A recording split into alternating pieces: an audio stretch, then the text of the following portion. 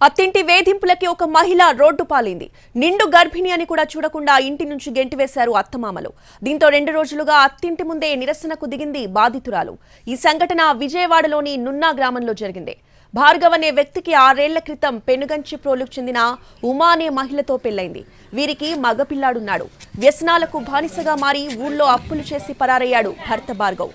దీంతో అత్తమామలు కోడలు ఉమ్మను కూడా ఇంటి నుంచి గెంటేశారు. ఆమె గర్భవతి అని తెలిసి కూడా ఇంటి నుంచి పంపించేశారు.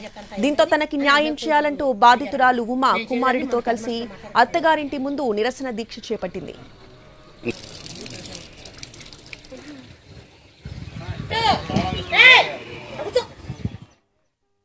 2018 మార్చి 28న దుర్గమ్మ గుడిలో మా పెళ్ళి అయింది సార్.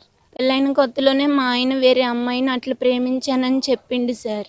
పెద్దోళ్ళకి చెప్తే ఆల్రెడీ ఒక పెళ్ళి ఇదయ్యి ఉన్నాడు కాబట్టి అలవాటు అయ్యి ఉండొచ్చు, మారతాడు, కడుపుతో ఉంటే పిల్లలు పుడితే వాళ్ళే మారతారు అని చెప్పి అన్నారు సార్.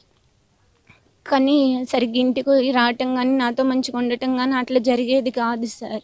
ఒకరోజు పెళ్ళికి ముందు నుంచి వాళ్ళు చేసుకున్న చాటింగ్ అంతా చూపించింది సార్. నాకు గుణదలు తీసుకెళ్ళి చెప్పింది సార్ ఇట్లా పరిచయం ఇట్లా అని. మా అబ్బాయిని ఏదో చేసింది, మా అబ్బాయిని చంపేసింది, మా అబ్బాయిని కిడ్నాప్ చేసిందని నా మీద కేసు పెడుతున్నారు. వాళ్ళంతటి వాళ్ళే పంపిస్తున్నారు, నా మీద కేసు పెడుతున్నారు సార్. మాకొద్దు, మా అబ్బాయి లేనప్పుడు మాకెందుకు, నువ్వు మా అబ్బాయిని ఏదో చేసి మా అబ్బాయిని తీసుకొని రా, అది మా ఇంట్లో వద్దు.